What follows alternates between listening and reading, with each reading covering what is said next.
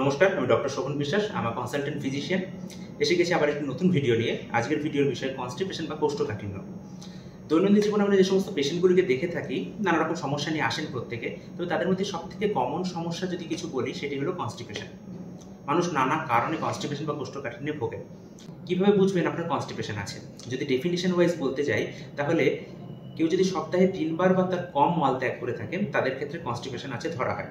তবে অ্যাকচুয়ালি বাস্তবটা ঠিক এরকম নয়। হ্যাঁ, যিনি সপ্তাহে 3 বার বা তার কম মল ত্যাগ করছেন, তার ক্ষেত্রে তো অবশ্যই কনস্টিপেশন আছে। তাছাড়াও কেউ হয়তো প্রতিদিন মল ত্যাগ করছেন, কিন্তু তার স্টুল মেটেরিয়াল প্রচণ্ড হার্ড, মল ত্যাগ করতে গিয়ে মলদ্বারে প্রচণ্ড জ্বালা যন্ত্রণা হচ্ছে, রক্ত বার হয়ে যাচ্ছে, তার ক্ষেত্রেও কিন্তু কনস্টিপেশন আছে। এমন অনেক পেশেন্ট আমরা দেখেছি যিনি ম্যানুয়ালি মল ত্যাগ করেন। ম্যানুয়ালি মল ত্যাগ মানে মলদ্বারে আঙুল দিয়ে মল ত্যাগ করেন, তাদের ক্ষেত্রেও কিন্তু কনস্টিপেশন আছে। তো কনস্টিপেশন সম্পর্কে আমি একটি কথা বলতে চাই। অ্যাকচুয়ালি কনস্টিপেশন এমন কোনো সমস্যা নয় যার জন্য আপনার ডাক্তারের কাছে যাওয়ার খুব একটা প্রয়োজন আছে, যদি না সেটি খুব বাড়াবাড়ির পর্যায়ে যায়। তার কারণ আমাদের লাইফস্টাইল চেঞ্জের জন্য বা আমাদের হ্যাবিটের চেঞ্জ হওয়ার জন্য অ্যাকচুয়ালি কনস্টিপেশন হয়ে থাকে।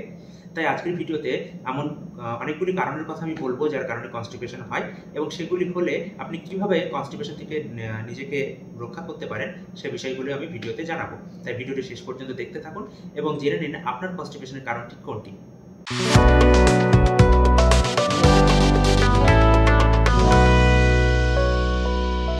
কনস্টিপেশনের প্রথম কারণ, 1 নম্বর কারণ হলো জল কম খাওয়া। জল কম খাওয়ার কারণে মেনলি ম্যাক্সিমাম মানুষের ক্ষেত্রে কনস্টিপেশন হয়ে থাকে।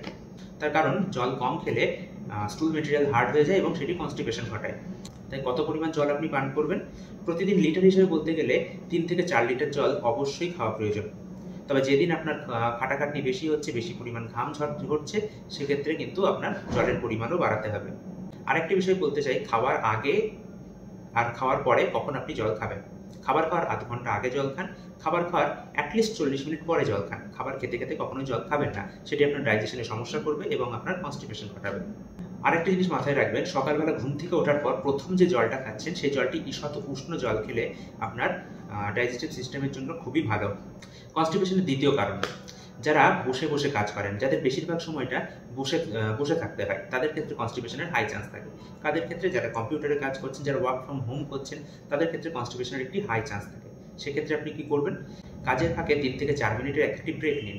এরকম 3 থেকে 4টি ব্রেক নিলে আপনি সেই ব্রেকের সময়টা একটু হেঁটে আসুন, তাতে আপনার ডাইজেস্টিভ সিস্টেমটা অনেক ভালো হবে এবং কনস্টিপেশনের সমস্যা থেকে আপনি অনেকটা রেহাই পাবেন। খাবার খাওয়ার আগে এবং পরে দুক্ষেত্রে হাঁটা আপনার খাবার হজম করার ক্ষেত্রে খুবই গুরুত্বপূর্ণ ভূমিকা পালন করে। খাবার খাওয়ার আগে আপনি যখন হাঁটছেন, সেটিকে এক্সারসাইজের মধ্যে ধরা হয়, কিন্তু খাবার খাওয়ার পরে আপনি যখন হাঁটছেন, সেটিকে অ্যাকচুয়ালি রিল্যাক্সেশনের পর্যায়ে ধরা হয়, এবং এই রিল্যাক্সেশন আপনার গাট মোটিলিটির জন্য খুবই প্রয়োজন। তাই খাবার খাওয়ার পরে ধীরে ধীরে 5-7 মিনিট একটু হাঁটুন, যেটি আপনার গাটকে রিল্যাক্স করবে এবং আপনার খাবার হজমে খুবই সাহায্য করবে। কনস্টিপেশনের তৃতীয় কারণ, যাদের খাবারে ফাইবারের পরিমাণ খুব কম থাকে। আমাদের স্টুলের বাল্ক মেটেরিয়ালটা বানাতে সাহায্য করে এই ফাইবার। ফাইবার কোন খাবারে বেশি থাকে? হোল গ্রেনসে বেশি থাকে, বাদামে বেশি থাকে, শাকসবজিতে বেশি থাকে, ফলমূলে বেশি থাকে। তাই যাদের খাদ্য তালিকাতে এই সমস্ত খাবারগুলি কম পরিমাণে থাকে, তাদের কনস্টিপেশন হওয়ার কিন্তু সম্ভাবনা বেশি থাকে। তাই প্রতিদিনের খাদ্য তালিকাতে শাকসবজি এবং ফলমূল থাকা মাস্ট। এবং 2টি ফলের কথা বিশেষ করে উল্লেখ করতে চাই, যার কনস্টিপেশন রোগীদের ক্ষেত্রে অবশ্যই খেতে হবে। সেটি হলো পাকা পেঁপে এবং পাকা কলা। এই খাবার দুটি খেলে আপনার কনস্টিপেশনের সমস্যা অনেকাংশে দূর হবে। কনস্টিপেশন থেকে রক্ষা পেতে আর 4 নম্বর পয়েন্ট যেটির কথা উল্লেখ করব, সেটি হলো এক্সারসাইজ। এক্সারসাইজ প্রতিদিন অবশ্যই করতে হবে। 20 থেকে 30 মিনিট এক্সারসাইজ করুন। সেটি হাঁটা হতে পারে, যোগব্যায়াম হতে পারে, বা আপনার সুবিধা মতো যে কোনো এক্সারসাইজ। তার ফলে গাট মোটিলিটি ভালো হবে, খাবার ডাইজেশন ভালো হবে এবং অবশ্যই সেটি আপনার কনস্টিপেশন থেকে আপনাকে রক্ষা করবে। 5 নম্বর যে পয়েন্টটি অবশ্যই মাথায় রাখবেন, যে নির্দিষ্ট সময়ে পটি করা। সকালবেলা ঘুম থেকে নির্দিষ্ট সময়ে উঠুন এবং নির্দিষ্ট সময়ে আপনি টয়লেটে যান। পটি করাটাও একটি হ্যাবিটের মধ্যে পড়ে। বেশিরভাগ ক্ষেত্রে আমরা যদি পেশেন্টদের কাছ থেকে হিস্ট্রি নিই, তাহলে জানতে পারি যাদের ক্ষেত্রে ঘুম থেকে ওঠার টাইম নির্দিষ্ট নয়, তাদের ক্ষেত্রে টয়লেটে যাওয়ার টাইমও নির্দিষ্ট নয়, এবং সেক্ষেত্রে তারা কনস্টিপেশনে বেশি ভোগেন। তাই ঘুম থেকে ওঠা এবং নির্দিষ্ট সময়ে টয়লেটে যাওয়া, দুটোই আপনি হ্যাবিটে পরিণত করুন, আপনি কনস্টিপেশন থেকে অবশ্যই মুক্তি পাবেন। কনস্টিপেশনের 6 নম্বর কারণ হলো স্ট্রেস বা অ্যাংজাইটি। মানসিক দুশ্চিন্তা বর্তমান সময়ে এক বিরাট আকার ধারণ করছে এবং নানা রোগের পিছনে এটি একটি বড় কারণ।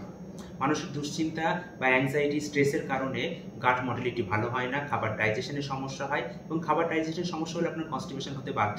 তাহলে সবার প্রথমে আপনাকে মানসিক চিন্তামুক্ত থাকতে হবে। কিভাবে থাকবেন? আপনি মেডিটেশন করতে পারেন, যোগব্যায়াম করতে পারেন, এক্সারসাইজ করতে পারেন, বন্ধু-বান্ধবের সঙ্গে গল্প করতে পারেন। যে কাজটি করলে আপনি চিন্তামুক্ত থাকবেন সেরকম কাজের মধ্যে থাকুন। আলটিমেটলি মানসিক দুশ্চিন্তা মুক্ত আপনাকে থাকতে হবে। 7 নম্বর পয়েন্ট যেটি বলে আমি শেষ করব সেটি হলো মেডিসিন ইনটেক।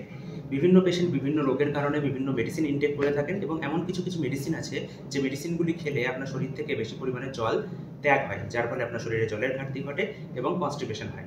তাহলে কি করবেন? ডাক্তারবাবুকে জিজ্ঞেস করুন যে আপনার মেডিসিনের তালিকায় এমন কোনো মেডিসিন আছে কিনা যা এরকম শরীর থেকে জল ত্যাগ করাতে পারে। সেক্ষেত্রে আপনি যে পরিমাণ জল নিয়মিত খেয়ে থাকেন তার থেকে একটু বেশি পরিমাণ জল পান করবেন। যে 7টি পয়েন্ট আমি উল্লেখ করলাম, কনস্টিপেশনের মোটামুটি মেন কারণ এই 7টি। এখন আপনার দায়িত্ব আপনার ক্ষেত্রে কনস্টিপেশনের কারণের মধ্যে কোনটি সেটি খুঁজে বার করা। সেটি খুঁজে বার করুন এবং সেটি থেকে মুক্তির উপায় আমি অলরেডি ভিডিওতে জানিয়েছি। এরপরেও যদি আপনার কোনো প্রশ্ন থাকে সেটা আপনি কমেন্ট বক্সে জানাতে পারেন, বা আপনার যদি কোনো বিষয়ের উপর ভিডিও বানালে সুবিধা হয় সেটিও আপনি কমেন্ট বক্সে জানান। আমি চেষ্টা করবো সেই বিষয়ের উপর ভিডিও বানানোর। আজকে ভিডিওতে আপাতত এটুকুই। ভিডিওটি যদি ভালো লেগে থাকে ভিডিওটি লাইক করতে পারেন, কমেন্ট করতে পারেন, আপনার প্রিয়জনদের সঙ্গে, বন্ধু-বান্ধবের সঙ্গে বা আপনার পরিচিত কেউ যদি থাকে যার কনস্টিপেশনের সমস্যা আছে তাকে ভিডিওটি শেয়ার করতে পারেন। চ্যানেলটি সাবস্ক্রাইব করতে পারেন, তাহলে পরবর্তী আমি যখন ভিডিওগুলি পোস্ট করব তার নোটিফিকেশন আপনার কাছে পৌঁছে যাবে এবং আপনি কখনো কোনো ভিডিও মিস করবেন না। আজকের ভিডিওতে এটুকুই। দেখা হচ্ছে আবার পরের ভিডিওতে। ভালো থাকুন, সুস্থ থাকুন। নমস্কার।